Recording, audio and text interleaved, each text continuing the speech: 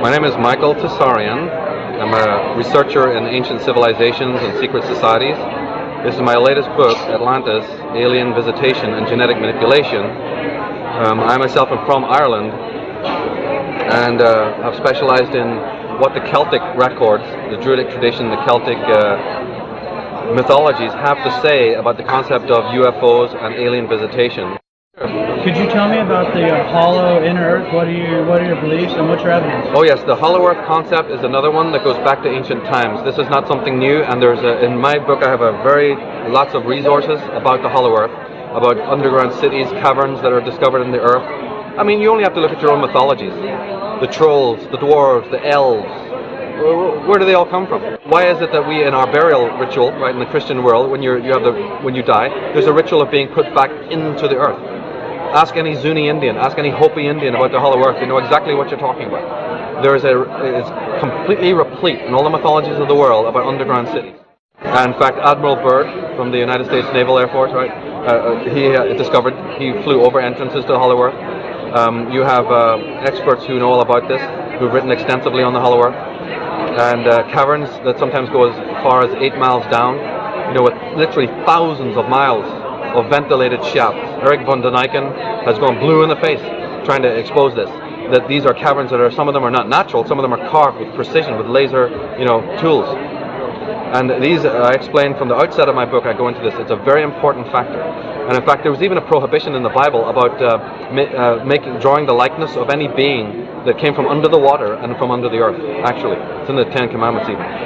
And you will find that if you go back to Celtic mythology, they are talking about beings that inhabited the hollow earth and under the earth. I've studied a lot of the ancient texts that have been combined and written into several other old books.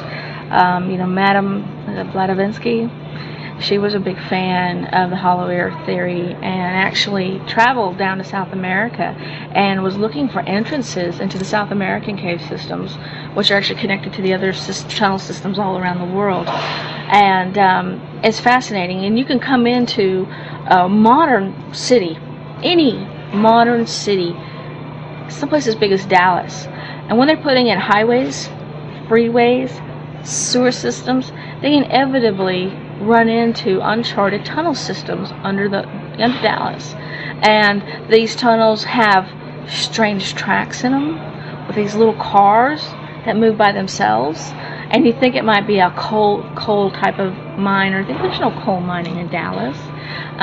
You can go into a real coal mining town like Bridgeport, Texas, where there were actually several shafts back in the turn of the century, about 1800s or so, where they put 7 or 8 shafts into under the town of Bridgeport. But today, there's not 7 shafts anymore. The whole underneath of the town is a webwork of tunnels. Why? And who did it? And I'm currently trying to get maps from the Railroad Commission to see, why and where are they going, and all the exterior entrances to these old coal mines are all sealed up, buried up. But many of the old buildings have secret access tunnels to the tunnel system underneath this town. So it gets rather fascinating. Back again to the concept of secret budgets and secret societies.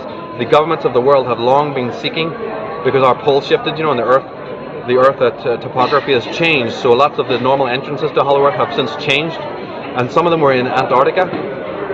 And therefore the ice on Antarctica makes it a problem now for people to visit there and go there. So the Nazis under the Adolf Hitler and the fascists that rule this country, namely the government, they have always been funding different individuals to try and go and reopen portals and to find entrances to hollow earth. So Admiral Byrd was simply an agent who had flown over there, and he had a large budget, and they took ships out there, and some people say that they discovered entrances to hollow earth. There's also hollow earth entrances in the north. And I've researched this for many years, and I actually know where a great deal of entrances to hollow earth are. What brought Atlantis down was what the mythologies say brought it down, which was a war between the gods, or a conflict between beings that were called the gods, and the kinds of technologies that they were using. This is a motif that you find in mythologies of the ancient world. The beings who interfered with our history are still around, or at least their descendants are still around, behind the thrones of government. And not only do we have to deal with the existential problem of evil within ourselves, we also have to deal with the social nihilism, the governmental paradigm, right, coming out of the 11th century BC, where the great empires of Sumeria and Babylon rise, and they're based on tyranny, territorialism, suppression of the earth, suppression of women. All the later epochs, all the later empires are based on those paradigms. And then they say in the history books that history just stops at 11,000 years ago, or that's when it begins, right? And we don't know what happened before that. A complete fabrication, because all the ancient legends have plenty to tell you about what was happening before that, which was that there was high cultures, high civilizations, who fell by the misuse of magic, who fell by the misuse of energy. You know, this is an old story going back, and we may be heading for the same thing. The Mayan calendar talks about the year 2012. They talk about it being the possible end of our world. I don't necessarily think it'll be the end of the physical world, but it will certainly be the end of the world as we know it, from a psychological, sociological, economical point of view. We can definitely expect many changes. We're already seeing that. And now with the attack on September 11th, there is a very much a wake-up call to America in general and to the West in general to wake up, to discover that there is an occult history of their country, there is an alternative history of the world. And so my book also focuses on that. You know, the latter part of the book is about solutions, about the occult history, how these alien beings have infiltrated into our societies and are still around. I address the reptilian concept, which has been, of course, the center of what David Icke has been doing, and we have certain differences. And Zachariah Sitchin's work, I talk about that. I'm in the tradition of these kinds of scholars.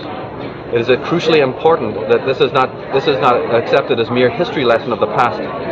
These motifs have a very great bearing on our age.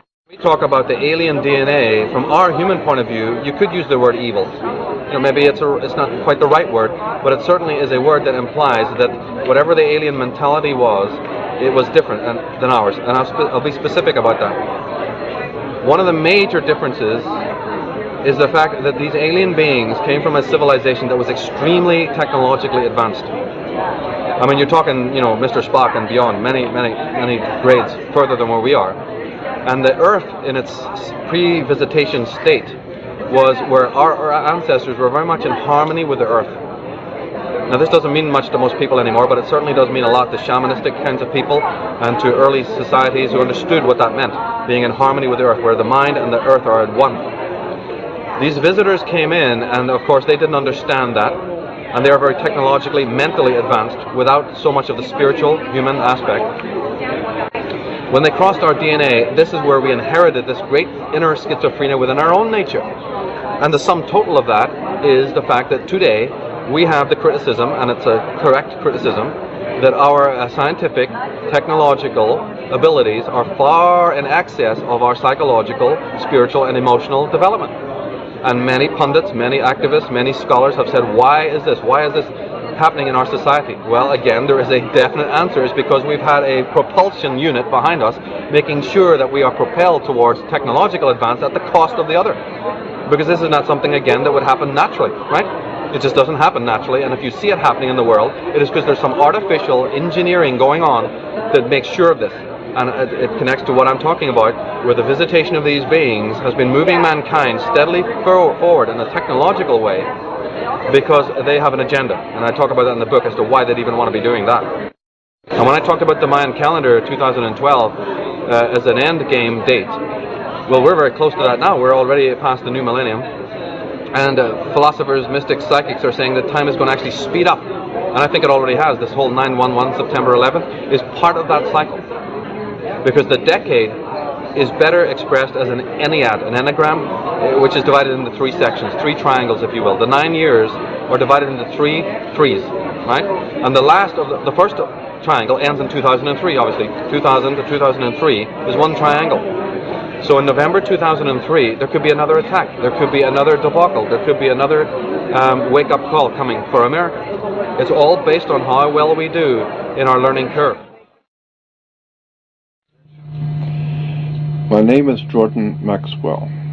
For the past 43 years of my life, I have spent researching and studying the world of hidden knowledge, ancient mysteries, occult and secret societies, fraternal orders.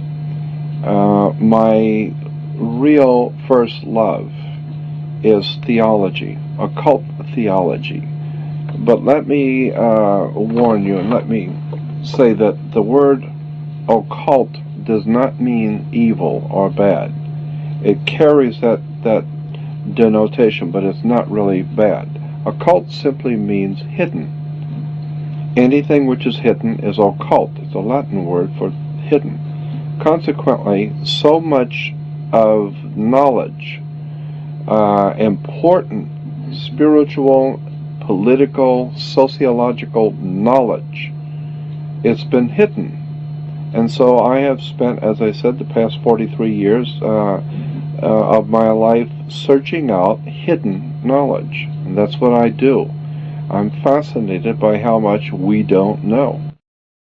The state of Israel is actually connected to America in a very arcane and secret way. So they are, the state of Israel is connected to the American federal system. It's very interesting. That's why America sends billions and billions and billions of dollars. Quite literally, I've heard the figure per year, something like $17 billion a year to the state of Israel. Incredible amounts of money. Why? There's something else going on here, and they haven't told you the whole story. If you were looking down from a satellite, looking down onto the earth, or even higher out than a satellite would be, you would see that the largest single landmass on the earth is from Russia, from the northeast tip of Russia, all the way across to central West Africa, to the West African coast. Then from England, England, all the way across to India. And you crisscross the largest single landmass on the earth. That cross comes right through the city of Jerusalem. That's where it crosses. And so the old ancient Phoenician Canaanites, being the bankers, they said, if you coming through town to do business, Jack, you're going to pay us up front. And so whoever controls Jerusalem controls the flow of oil, drugs, all kinds of products, the flow of gold, diamonds, all the valuable things in the world goes through Jerusalem. That's why it's the holy city. Money, international, monetary world situation set up so that all money, all flowing of business, commerce goes through Jerusalem. That's the name of the tomb, and that's why Jerusalem is so important to the American people. Now, you've got to give the people a reason why Israel is so important. Now, we know that Israel is very important because of strategically where it sits on the trade routes to control the flow of oil, drugs, diamonds, and a lot of drugs in Israel, going through Israel. Major movements of illicit narcotics and drugs through Israel. And diamonds, gold, money, etc., etc. But you've got to give the people who are going to go over there and lose their lives and give their sons in war, you've got to give them a reason. So we tell them that it's religious. It's the Lord's chosen people, the Lord's people. And the Lord himself has chosen Israel. And we give them a line. You'd be surprised what Americans love. They love that kind of stuff. And so we tell them, it's the Lord's will. And the Lord Jesus was there, and all the great prophets and all of that. And so we have to protect that little country, Israel, because it's the Lord's will. So I believe that all of these things which are happening right now in the Middle East, there are many factors involved, obviously. It's not just oil. It's not just money. Those are the cards on the table. when you're laying out the game and you're going to play a game, a high-stakes game, say in Las Vegas, where hundreds of thousands, if not millions of dollars are laying on the table, and you're playing a high-stakes game, you're going to have the cards you've got that you're playing.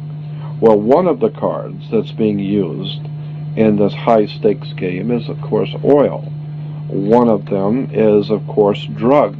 Drugs are very big business in the Middle East and in Europe, and so I feel that the drugs are one card, oil is a second card, the control of money, banking, fraternities, controlling the flow of commerce and business in the world, that's another card on the table. But above the cards are the players only using the cards. And I think the players in this world game that's being laid out for us now are guided not by the cards, they're guided by something else. There's something else going on here. And it has to do with secret societies and ancient religions.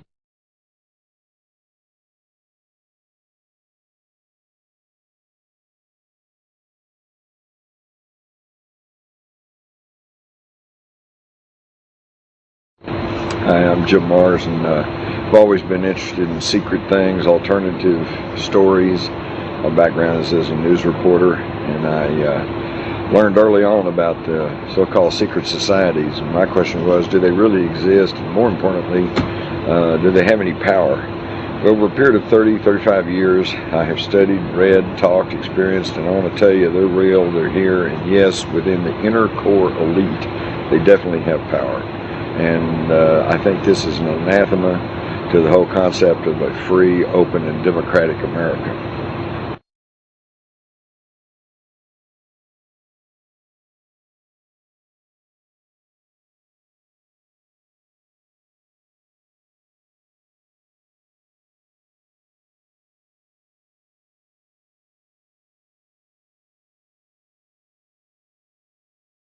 The concept of New World Order, even the term, before you even get into the whole subject matter, you only need to look at the term. New World Order is found in Latin underneath the pyramid on the dollar bill, Norvis Oda Seclorum, which comes from the Latin poet Ovid. So it's an old Roman concept, a Roman term. Roman symbolism is something that needs to be studied because you have the Roman eagle, which was then picked up by the Nazis, and now you find it in America. You find it at the top of the flagpoles, you find it on the federal government, you find it on the dollar bill, the symbol of the eagle. In the landing on the moon, you hear them talking about the eagle has landed. You know, what kind of eagle are we talking about here? And Novus Ordo Seclorum, New World Order, has a resonance with Nazi Germany because in Nazi Germany you have Adolf Hitler. Adolf Hitler's first book, the most important known book, was called Mein Kampf, but his second book was actually called The New World Order. What do you feel is the major secret society? The Skull and Bones, or what is it? What's the name? Probably the premier secret society is the Bilderbergs. They're so secretive they don't even have a name. They're called the Bilderbergs because they were discovered meeting first in the early 50s in the Bilderberg Hotel over in Holland. They were being headed by Prince Bernhard of the Netherlands, who was a former SS officer. They are the inner core elite of other secret societies, the Council on Foreign Relations, the Trilateral Commission, and then they draw heavily from a very secretive campus fraternity by the name of Skull and Bones. President George W. Bush and his father, former President Bush, and his grandfather, Prescott Bush, were all members of this Skull and Bones society. These fraternities are bloodlines, so they go long, back in history. The fact that they walk on the red carpet. The only queens and kings walk on red carpet. So how come your American presidents are doing it? Because they're bloodline. 43 American presidents, all the ones who became president, are directly linked to British monarchs by blood. From Roosevelt, in fact, all of them, all of the ones who became president are linked by bloodline to royal families, and the walking on the red carpet, which is the bloodline, proves it.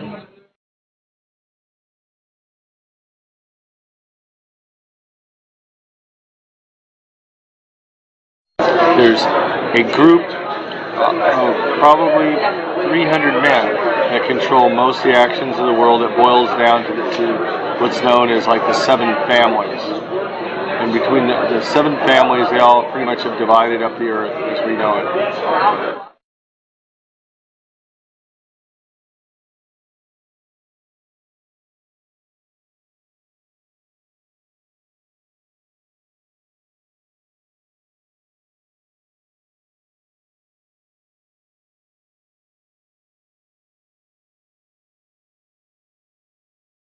At the heart of the secret societies lie some of the most powerful people in this country.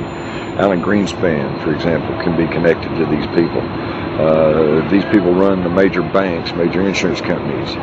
Now, we don't really stop and think about these folks or these organizations, but they exert a tremendous impact on the lives of every single individual citizen.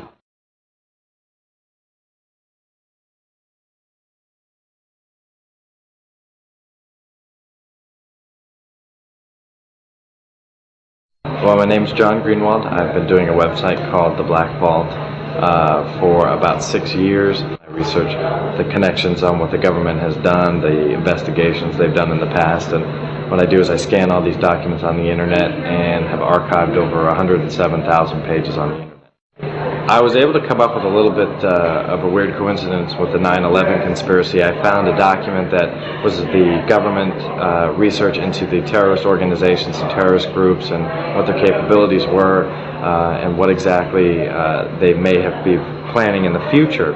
They profiled one in particular, and that was obviously Al-Qaeda. That doesn't really sound too strange, but the strange part is the government publication date on the document.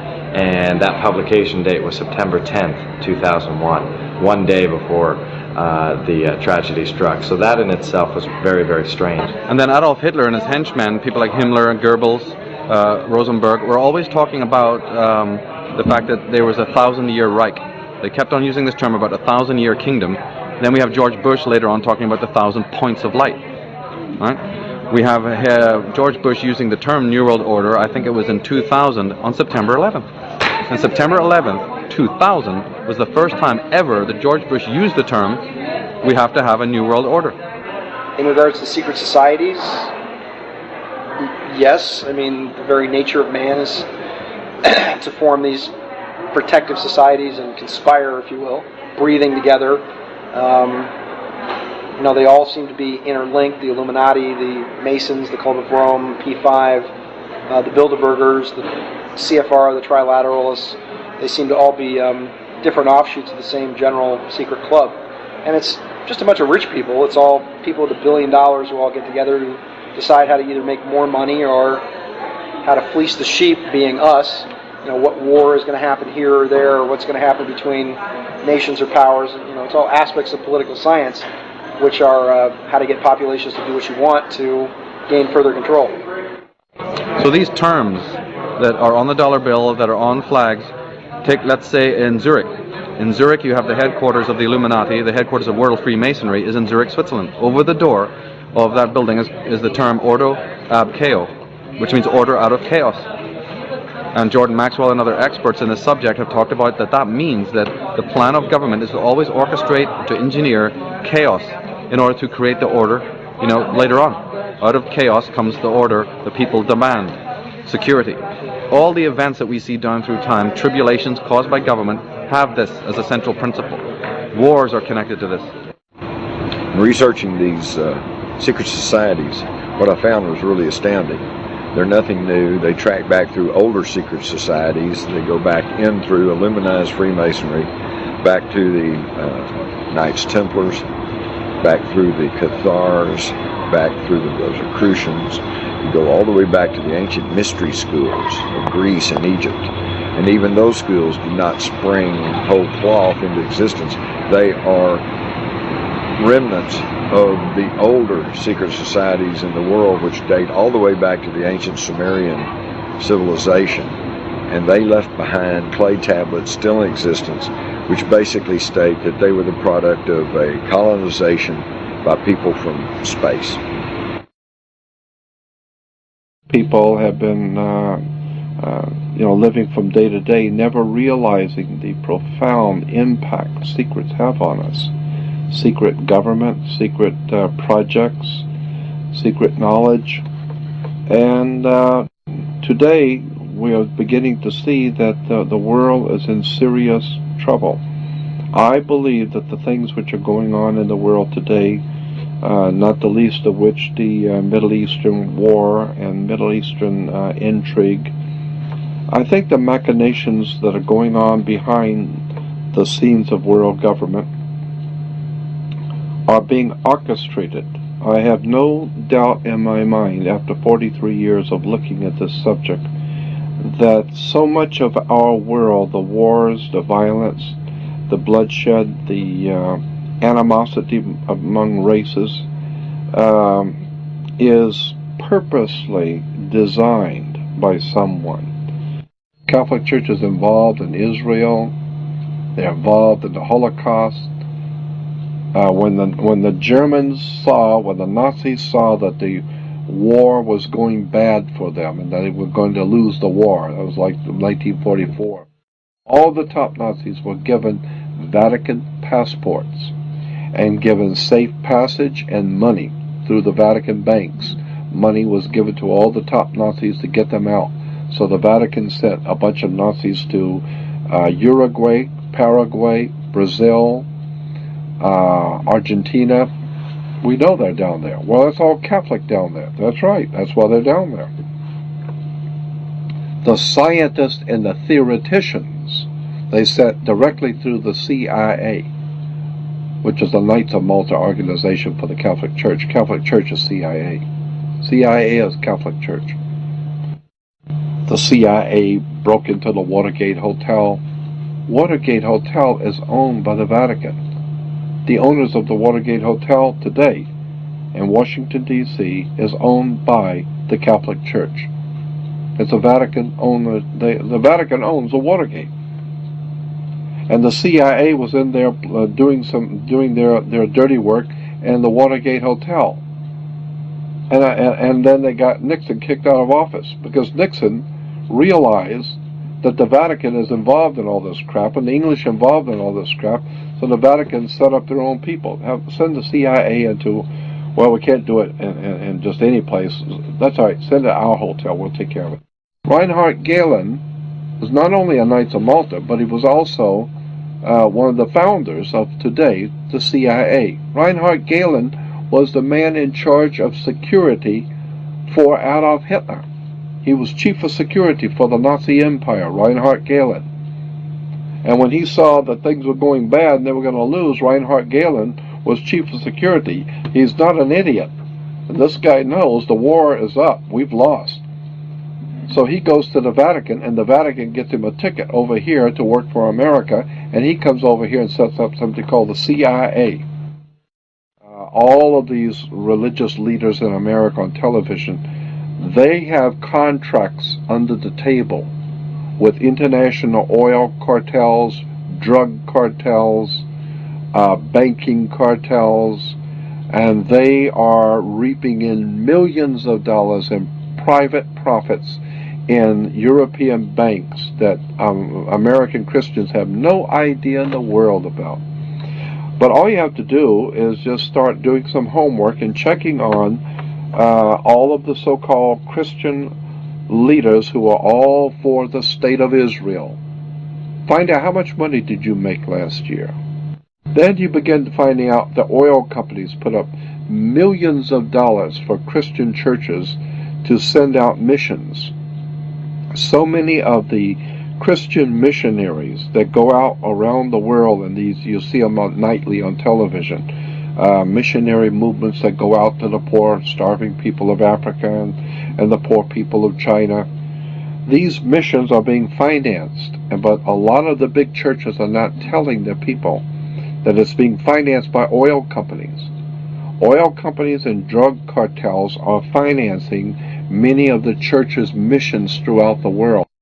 We now know, we have documented proof beyond a shadow of a doubt that World War I, World War II were planned long in advance. The things which are going on in the Middle East have been planned for, I believe, at least 40 years. Minimum. I can show you at least 40 years ago that this government, American government, was already keenly anticipating a major war in the Middle East. When the corporation called United States, after the change of the century, coming into 1900s, decided they wanted to expand. They got so much money and they're doing so well. They thought maybe we could expand the business, move the corporation out a little bit. Let's expand business. Let's go to Germany or Europe and open up a big corporation there and take in their corporation, their government. We'll take them over. And the Germans said, "Hey, Jack, it's like a mafia. What are you coming over here? You're gonna buy me? I'll buy you. You don't buy me." Like the Godfather movie. What, you're going to come into Las Vegas and you're going to give me, and you're going to buy my hotels? Who says I'm going to sell my hotels? And the American corporation, British American corporation, said, unfortunately, maybe you didn't understand. Let me restate it so you understand. I didn't ask you. I'm telling you. We're moving in here. It's called a corporate takeover. And so there was a hostile corporate takeover where the American corporation decided they want to take over in Europe, and they didn't want to be taken over. Well, it's too bad. We'll take over anyway. So they called it a hostile corporate takeover. We call it World War I. So the corporation called United States was able to overthrow the existing corporate order in Europe, but it cost a lot of money.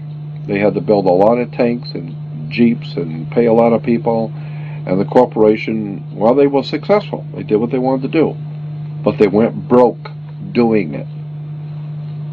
And so when they went broke doing it, and then the bankers pulled their money out in 29, we had something called a stock market crash, because the corporation spent so much money, they went broke. So the international banker says, well, if you're broke, what are you coming to me for? I'm not going to loan you money if you're broke. And so what do you have as collateral? You got any collateral that you could put up for me to loan you the money? And the corporation called United States, the British corporation called United States, said, yes, we have the stock. We'll give you stock in the company. You are the stock in the corporation. So they give your body to the banks in Switzerland. So your body now becomes stock for the corporation called United States, because you are a money maker. Bankers came in and said, if we're going to loan you money, you guys have lost money, you guys have gone bankrupt, we're going to take care of the accounting. We're going to see where the money goes. We'll give you the money, but we're going to make it sure it goes where we want it to go. So they set up the Federal Reserve System, and then the collection agency to make damn sure that you people pay us. We're going to set up to keep a record of how much you owe us in business each week. We're going to call that the Federal Reserve. And to make sure that your stock, all the chumps out there in America working, make sure the stock pays us. We're going to make sure they pay us. You don't just tell me you're going to pay. I'm going to make sure they're going to pay. So we will set up a collection agency. Our own personal collection agency is called the Internal Revenue. You mess with us, Jack, and we're going to hurt your face. You owe us money. So the banks loan money to the privately owned corporation called United States, and the United States Corporation gave your body, your birth certificate, to the banks as collateral for the loan, and that's why today Americans are nothing but slaves. Now this is something I want you to understand, and you need to listen carefully, because this is profoundly important. Most people have never heard this, and don't even understand what I'm trying to say. So try and follow what I'm going to tell you. There are two kinds of law on the earth, as I've said. One is called civil law, which is the law of the land, and one is called Maritime Admiralty, which is called the law of water. Maritime Admiralty is banking law. And the law on the Maritime Admiralty says that you, because you came out of your mother's water, are a Maritime Admiralty product. This is why the ship is sitting in its berth and it's tied to the dock, and the captain has to give a certificate of manifest to the port authorities, because money is changing hands. This is why when you were born, you have to have a birth certificate. It's got to be signed by the dock, because that's where the ship is tied to, is the dock. So the dock signs your birth certificate.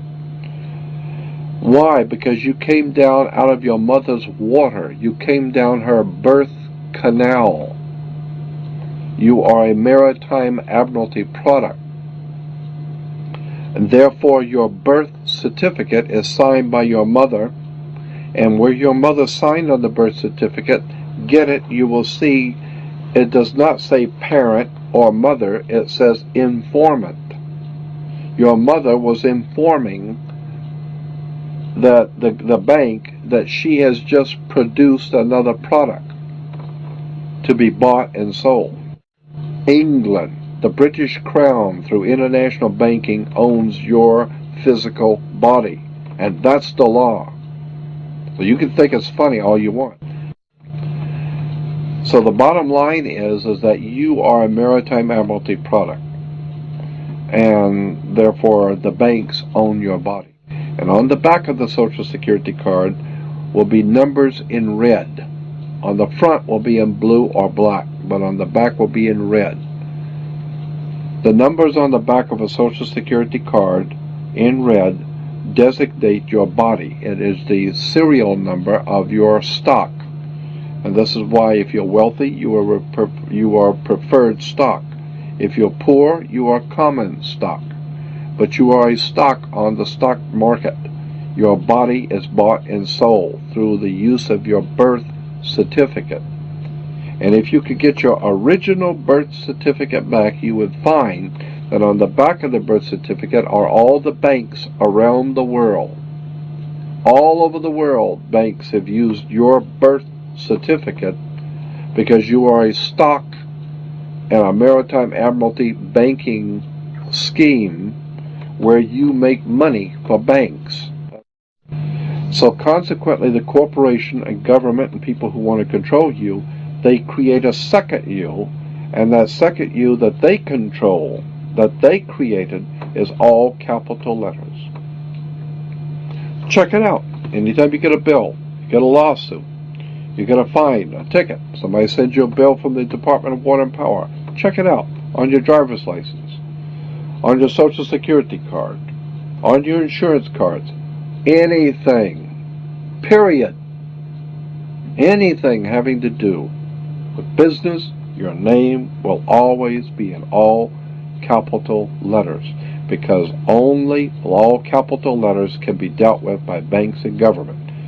Anytime you have a name upper and lowercase, that applies to you. I got no control over you. You sign a contract in which your name is in all capital letters, now I can take you to court. Now I can take you. As a matter of fact, the judge sits on the bench. He rules from the bench. The word bench in Latin is a bank. Look it up in a Latin dictionary. So the judge rules from the bench. Right, because he's ruling for the bank. Why? Because somebody's going to pay. It's just a game here. The Queen of England wants a cut of the American blood. She wants a piece. So it's going, somebody's going to pay, and the money's going to go where? Into a bank. That's right. The judge rules for the bank. So consequently, if you are working in California making money, you are then referred to as a franchisee. You're a franchisee of a foreign corporation. 1849 Constitution of California. 1849 Constitution of California says no California citizen will ever pay taxes in California state. Ever. There will never be a state tax in California. Ever. That's the Constitution in California. But if you say that you're a United States citizen, you're saying you work for a privately owned corporation called United States. Therefore, you are a franchisee of a foreign corporation. Therefore, you must pay the California Franchise Tax Board, not California State Tax Board. There is no state tax in California. You pay the California Franchise Tax Board because you're a franchisee of a foreign corporation on the maritime banking law, international law. You work for the Queen of England. Your butt is owned by the Queen of England and a corporation called United States, while a man called Bush is the president of the British corporation. You want to talk treason? You need to wake up and find out how this stuff really works. Because once you understand that you don't need to submit yourself as an American to a British commercial venture called courts. You're an American. You don't need to go to court. You only go to court because you agreed to go to court. When they send you a subpoena to court or a summons to court, and they've sent you something, you look at it and say, hey, Jack, that's not me. That's in all capital letters. All capital letters is a corporation. It's a corpse. It's dead. Do I look like I'm dead to you? No, I'm an American, Jack. I ain't dead. And besides, I'll go to an American system for justice. I don't need no British Grand Lodge Masonic system called courts. This British Grand Lodge Freemasonic system called Inns of Court comes out of England. And it has manipulated, exploited, and lied to the people. And everybody in America thinks they got to go to court. Oh, the judge they've sent me something that I've got to go to court. I don't go to anybody's court. I'm an American. I don't need to go to court. That's the difference between being a free man and a slave.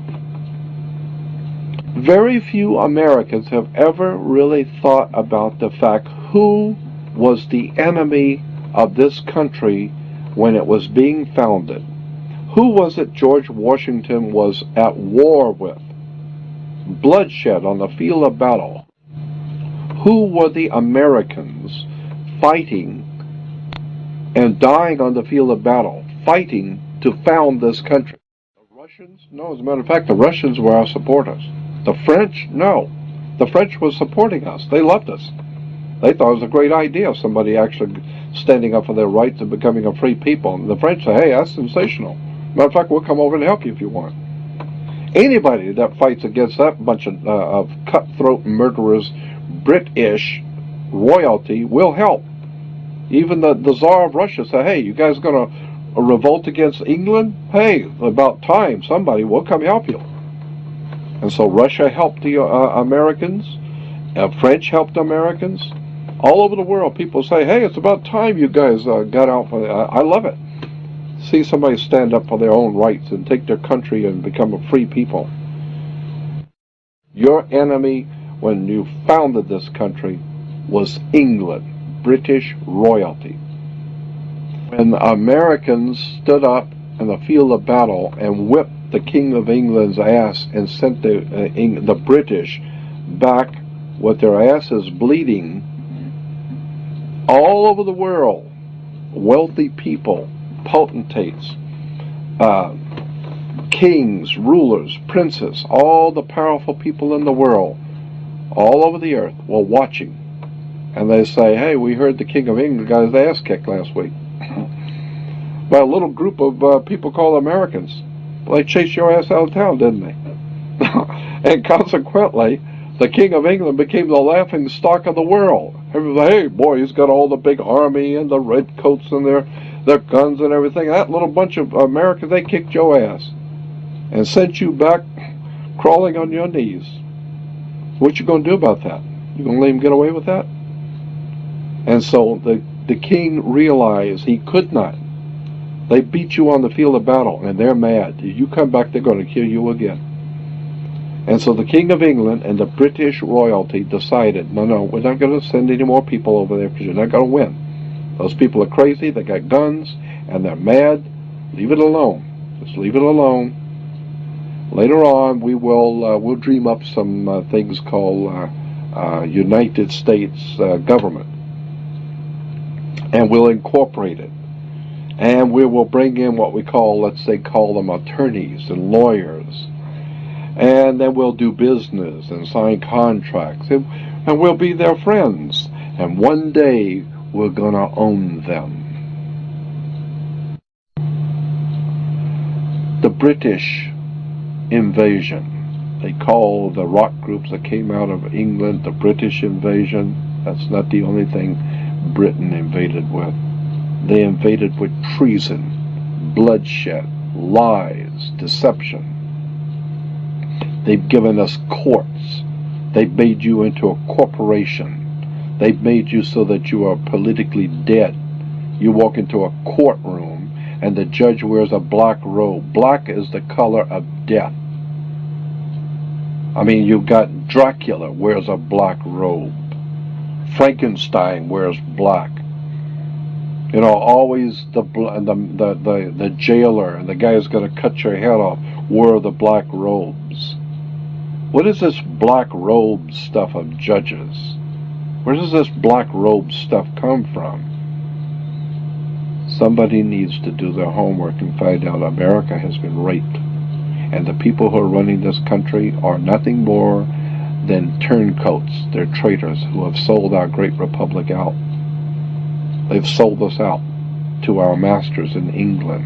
I, for one, would like to see all British in this country, all British money, all British financing, all British corporations chased out of this country.